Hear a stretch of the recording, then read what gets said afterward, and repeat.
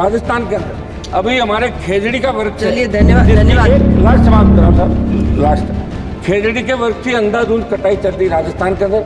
बहुत से लोग आंदोलन करें। खेजड़ी हमारी जीवन धारा राजस्थान की, मध्य प्रदेश की, और आप सोलर ला रहे हो, नए उद्योग ला रहे हो, लेकिन खेजड़ी के वृक्ष को नहीं काटा जाए। वो छाया के साथ साथ लोगों को रोजगार भी देता है। जो सब्जी होती है सांगरी की, वो वर्ल्ड फेमस सारी। माननीय सदस्य श्री हनुमान बेनीवाल जी। धन्यवाद सभापति जी। सदन में आज आपदा प्रबंधन संशोधन विधेयक की चर्चा हो रही है। विधेयक के उद्देश्य के बारे में मेरे से पूर्व पक्ष विपक्ष के माननीय कई सांसदों ने अपनी बात रखी। आपदा प्रबंधन, जिसे मूल रूप से संस्थागत तंत्र आपदा प्रबंधन योजना और आपदा प्रभावों को रोकने के क्रम में आप ये बिल लेके आ रहे हैं। मंत्री जी यहाँ विराजमान हैं। मंत्री जी, ज़्यादा अच्छा तो ये रहता कि आपदा को लेके कई बार चर्चा भी हाउस के अंदर हुई। अच्छा होता कि आप तमाम सांसदों से एक राय लेते और उसके बाद एक ऐसा बिल लेके आते कि हम प्रत्येक उस व्यक्ति को आपदा के समय जिसको जिस चीज़ की आवश्यकता है वो सारी आवश्यकता मुहैया करवा सकें। ये मेरी मांग है मंत्री जी। आप प्रत्येक एमपी से राय लें। उनके अलग अलग आपदाएं होती है, कहीं बाढ़ आती है, कहीं सूखा पड़ता है, कहीं अतिवृष्टि होती है, कहीं ओलावृष्टि होती है, कहीं भूकंप, कहीं सुनामी। तो अपना देश जो विभिन्न संस्कृति के अंदर बसता है, विभिन्न हमारे पहाड़ पर्वत से लेके मैदानी इलाके, रेगिस्तानी इलाके, तो अलग अलग समस्याएं हर स्टेट की है। तो इसमें मेरा आग्रह आपसे रहेगा कि प्रत्येक सांसद से आप राय लेते तो निश्चित रूप से इससे और कुछ निकल के आती और ज़्यादा लोगों को राहत मिलती। सरकार की SDRF नॉर्म्स के तहत प्रदान की जाने वाली सहायता राशि की तरफ आपका ध्यान आकर्षित कराऊंगा मंत्री जी। मैदानी इलाकों में 1,20,000 रुपये जब मकान नष्ट हो जाता है, पहाड़ी इलाकों में 1,30,000 की सहायता राशि है। सब कुछ जिसका उजड़ जाता है वो 1,20,000 और 1,30,000 में कुछ नहीं कर पाता। मेरी मांग रहेगी कि कम से कम 10 लाख या 15 लाख रुपए इसके लिए राशि तय की जाए। मंत्री जी, किसी कारण से किसी के घर में झोंपड़ी के अंदर आग लगती है तो उस नुकसान की भरपाई के लिए कोई ठोस प्रावधान आग के इसके अंदर नहीं है। कोई व्यक्ति अगर अपने बच्चों की शादी करने के लिए वो इकट्ठा करता है, सामान उधार लेके आता है, उसका सोना चांदी पैसा जो होता है, और उसमें अगर सपोज करो कि आग लग जाए तो उसमें सरकार की तरफ से कुछ भी नहीं मिलता। तो इनको भी इसके अंदर सम्मिलित किया जाए। मैं ये भी कहूँगा किसान अपनी उपज को स्टोर करने के लिए, जिसको अपन खलिहान बोलते हैं, उस खलिहान के अंदर अगर आग लग जाती है तो उसको भी आपदा के अंदर नहीं लिया गया।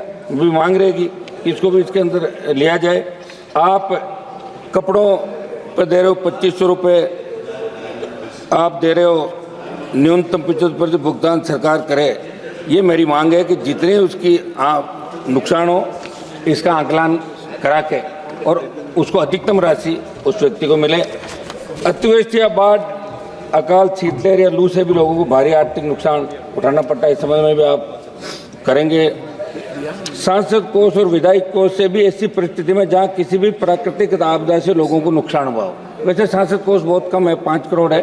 हमारा राजस्थान का तो एक विधायक को 5-5 करोड़ रुपये 8 कॉन्स्टिट्यूंसी में हम आते चुन के, तो कम से कम सांसद का कोष बढ़ाते हुए अभी उत्तर प्रदेश से हमारे आने वाले माननीय सांसद ने कहा कि बाढ़ जहाँ जाती है या कोई प्राकृतिक आपदा आती है तो उस समय आवश्यकता होती है कि उसे तुरंत हम क्या सहायता दें। तो उसको जैसे स्कूल के अंदर या कोई जो सरकारी भवन होता है उसमें खाने पीने की व्यवस्था, दवाई की व्यवस्था, या अपन उसके लिए लगाएं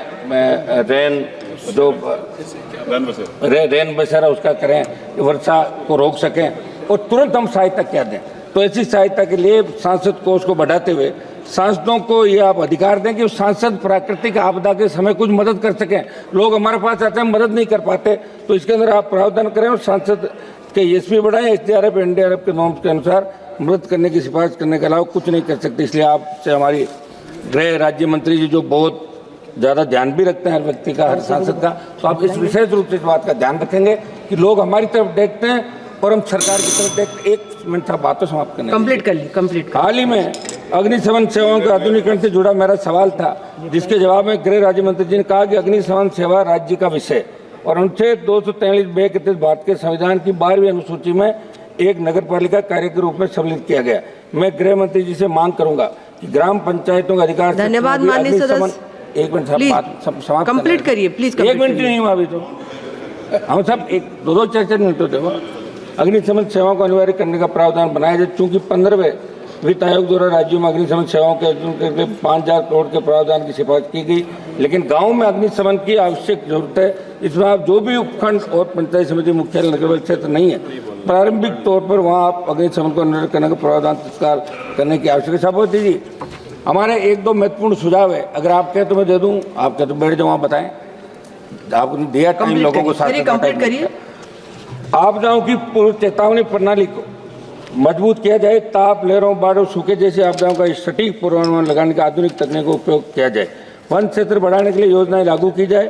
औद्योगिक प्रदूषण को रोकने के लिए सख्त कानून बनाए जाए। आपदा के बाद राहत कार्यों को तेज और व्यवस्थित किया जाए। प्रभावित क्षेत्रों में पुनर्वास और रोजगार की व्यवस्था की जाए। राजस्थान के अंदर अभी हमारे खेजड़ी का वृक्ष, चलिए, धन्यवाद। एक लास्ट समाप्त कर रहा हूं साहब, लास्ट।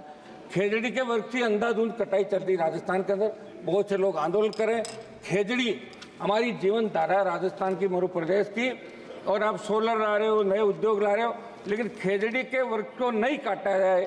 वो छाया के साथ साथ लोगों को रोजगार भी देता है।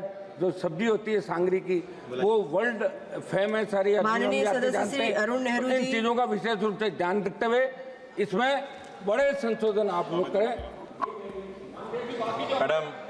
मैडम, धन्यवाद। माननीय सदस्य मैडम अरुण नेहरू जी।